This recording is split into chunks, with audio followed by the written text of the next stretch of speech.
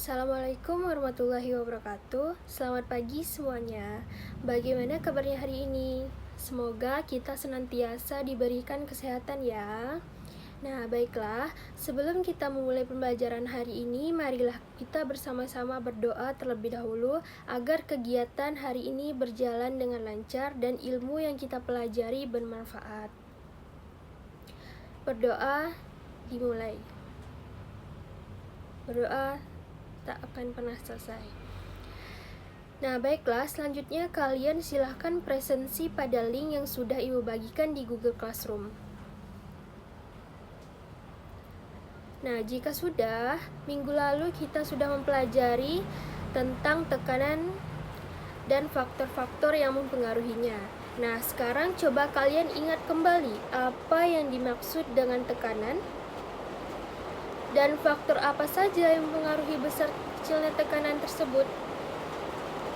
Nah, jika gaya yang diberikan semakin besar, bagaimana tekanan yang dihasilkan? Nah, minggu lalu kan kita telah mengetahui kalau tekanan adalah besar gaya yang bekerja pada setiap satuan luas permukaan, di mana tekanan itu adalah gaya atau dorongan yang diberikan pada suatu permukaan benda tertentu. Contohnya seperti kita saat mendorong dinding, saat kita menekan meja. Nah, jadi tekanan semakin besar gaya dan semakin kecil luas permukaan, maka tekanan akan semakin besar.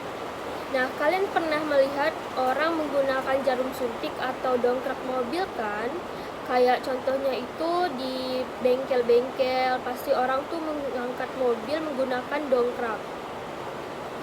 Nah, menurut kalian, apakah prinsip itu bisa bekerja pada alat-alat tersebut? Nah, bagaimana tekanan bisa diteruskan dalam zat cair? Menurut kalian bagaimana hal tersebut bisa terjadi?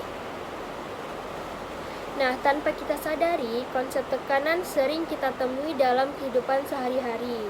Oleh karena itu, hari ini kita akan mempelajari bagaimana konsep tekanan bisa diteruskan dalam zat cair yang dapat diterapkan pada sistem hidrolik, yaitu dalam materi hukum Pascal.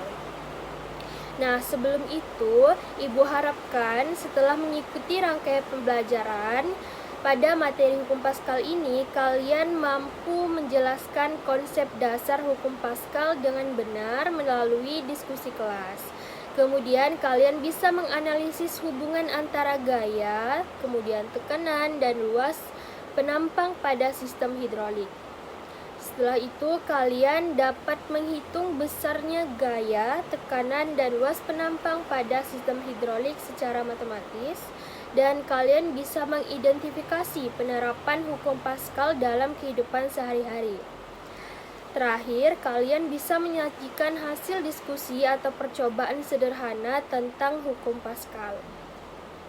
Nah, ingatkan ya, dengan memahami prinsip ini, kalian akan mengetahui bagaimana gaya kecil bisa menghasilkan gaya besar dalam sistem hidrolik. Nah, materi ini tuh sebenarnya tidak sulit jika kalian memahami konsep dasarnya dengan baik. Jangan lupa perhatikan dan aktif ikut berdiskusi. Nah, sebelumnya coba perhatikan video dongkrak hidrolik yang digunakan untuk mengangkat mobil.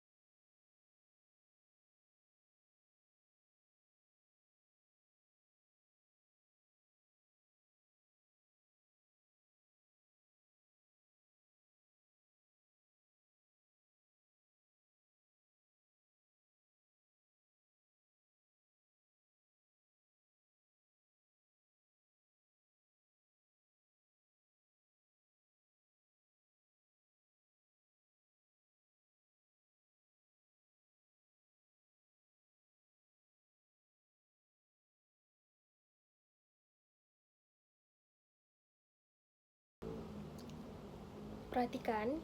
Nah, alat tersebut kan bisa mengangkat mobil yang berat hanya dengan gaya yang relatif kecil. Kemudian dongkrak hidrolik itu kalian lihat lagi, terdapat 2 piston. Piston tersebut dengan luas penampang yang berbeda. Yang satu penampangnya kecil, yang satu penampangnya besar. Nah, coba kalian amati. Setelah kalian melihat dan mengamati cara kerja prinsip dongkrak hidrolik tadi, sekarang kita akan mencoba mencari tahu lebih mendalam mengenai peristiwa tersebut. Nah, menurut kalian, mengapa dongkrak hidrolik dapat mengangkat mobil yang berat hanya dengan gaya yang relatif kecil? Apakah yang telah kalian lihat tadi, perbedaan luas penampang yang satunya kecil, yang satunya besar, pada kedua piston itu mempengaruhi besar gaya yang dihasilkan? Kemudian, bagaimana tekanan dalam zat cair bekerja sehingga gaya kecil dapat berubah menjadi gaya yang lebih besar? Nah,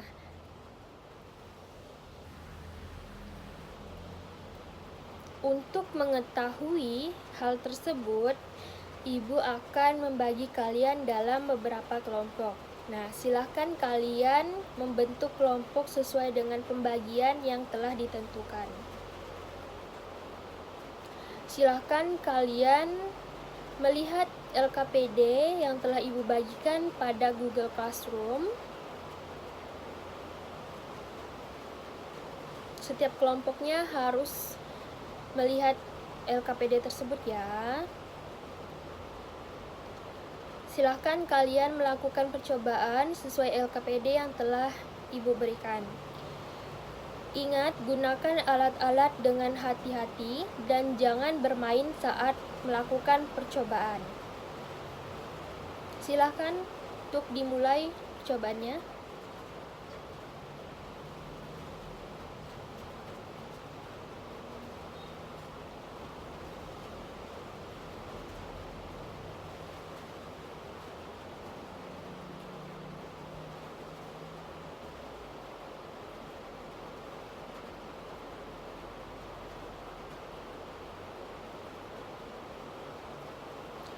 Jangan lupa catat hasil pengamatan dengan lengkap dan analisis apa yang telah kalian temukan.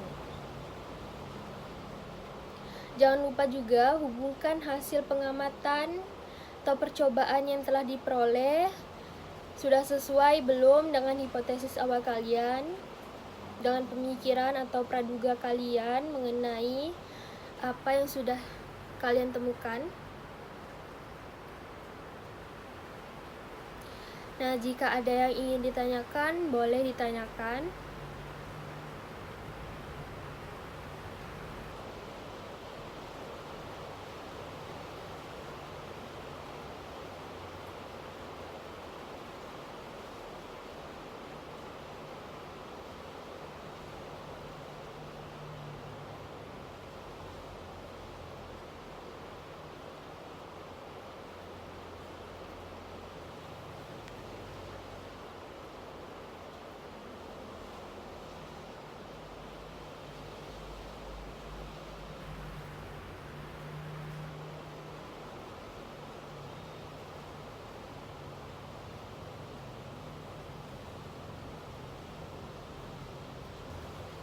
Baiklah, setelah kita melakukan percobaan, bagaimana? Apakah sudah selesai?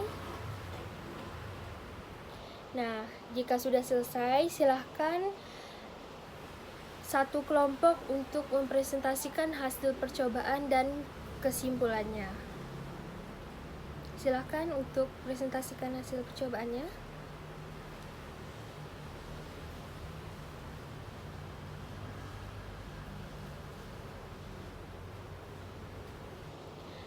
Baiklah, dari penjelasan tadi, apakah kelompok lain memiliki pendapat yang sama atau berbeda? Nah, coba jelaskan. Mengapa sih gaya pada piston besar lebih besar berdasarkan data yang kalian peroleh?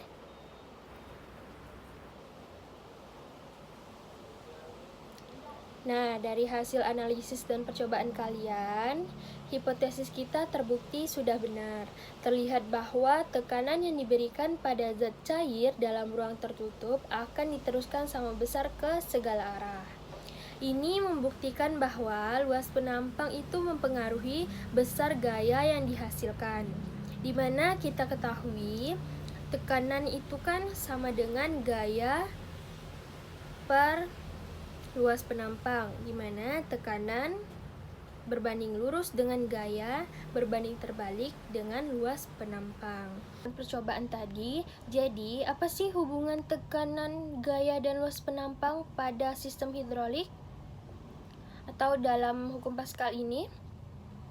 Nah, kita peroleh P sama dengan F per A, di mana P itu adalah tekanan, F itu adalah gaya, dan A adalah luas penampang. Hubungannya apa sih? Nah, hubungan yang pertama yaitu antara gaya dan luas penampang dengan tekanan, di mana jika luas penampang besar, untuk menghasilkan tekanan yang sama, maka diperlukan gaya yang lebih besar. Nah, jika luas penampang kecil, gaya yang diperlukan lebih kecil. Jadi, gaya berbanding lurus dengan A untuk tekanannya tetap. Jadi, gaya itu berbanding lurus dengan luas penampangnya. Harus digarisbawahi, tekanan itu tetap atau tekanan itu sama. Nah, yang kedua, hubungan antara gaya dengan tekanan, di mana semakin besar gaya, semakin besar pula tekanan yang dihasilkan jika luas penampang itu tetap. Jadi, tekanan berbanding lurus dengan gaya. Nah, yang ketiga yaitu hubungan antara luas penampang dengan tekanan, di mana semakin besar luas penampang, semakin kecil tekanan jika gaya tersebut tetap. Jadi, tekanan berbanding terbalik dengan luas penampang. Intinya dalam hukum Pascal itu sudah jelas menyatakan bahwa tekanan yang diberikan pada fluida dalam ruang tertutup akan diteruskan sama besar ke segala arah. Jadi, ketika kita memberikan tekanan pada piston luas penampang, piston 1 atau piston kecil, tekanan yang kecil akan menghasilkan tekanan yang besar pada luas penampang yang besar pula. Nah, oleh karena tekanan 1 sama dengan tekanan 2, diperoleh hasilnya yaitu gaya 1 per luas penampang 1 sama dengan gaya 2 per luas penampang 2.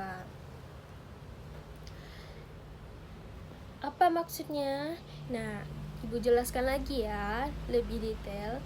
Nah, ketika terdapat satu piston kecil dan satu piston yang besar, dalam hukum Pascal, ketika kita memberikan tekanan yang kecil pada piston penampang luas penampang yang lebih kecil, nah akan menghasilkan gaya besar pada luas penampang yang lebih besar.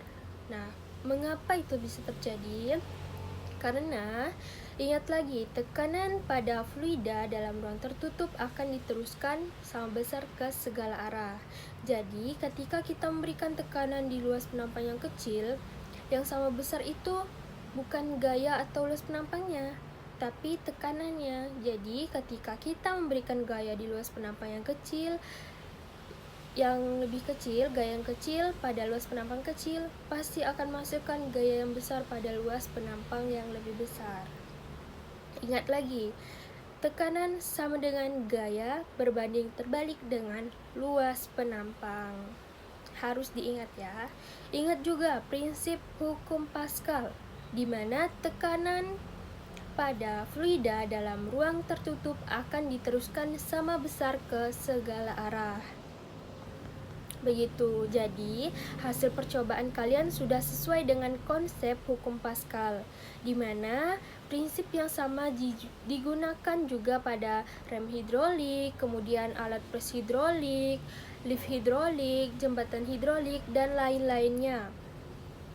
Nah, bisa jadi contoh tadi, yaitu dongkrak hidrolik.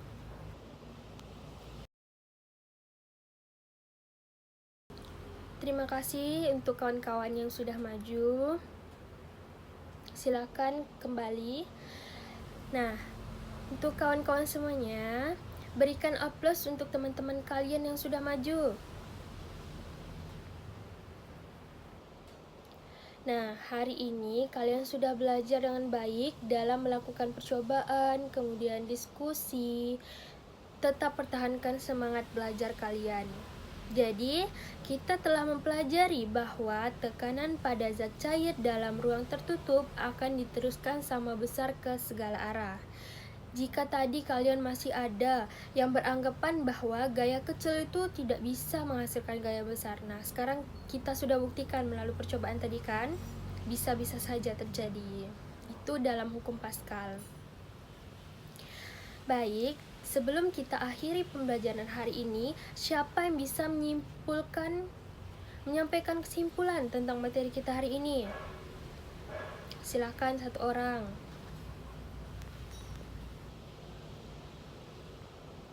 Nah, berikan aplaus untuk semuanya. Berikan aplaus untuk yang sudah menjawab. Benar sekali, tekanan dalam zat cair diteruskan sama besar dan luas penampang mempengaruhi besar gaya yang dihasilkan.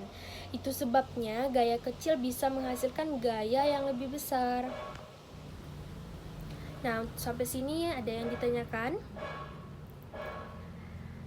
Baik, jika tidak ada, Ibu akan melanjutkan untuk pertemuan berikutnya. Kalian bisa mengamati benda-benda yang terapung, melayang, kemudian tenggelam di sekitar kalian. Jangan lupa, Ibu udah memberikan penugasan di rumah. Kerjakan latihan di halaman 50 yang ada di modul yang Ibu berikan di Google Classroom. Nah, demikian pembelajaran kita pada hari ini. Semoga kita senantiasa diberikan kesehatan sehingga kita bisa dipertemukan lagi di pertemuan berikutnya, dan semoga ilmunya senantiasa bermanfaat bagi kita semua. Terima kasih untuk perhatian dan partisipasi kalian. Kemudian, Ibu akhiri pembelajaran kita pada hari ini. Wassalamualaikum warahmatullahi wabarakatuh. Selamat siang semuanya. Mohon maaf apabila Ibu ada salah kata maupun ucapan. Bu akhiri, sekian.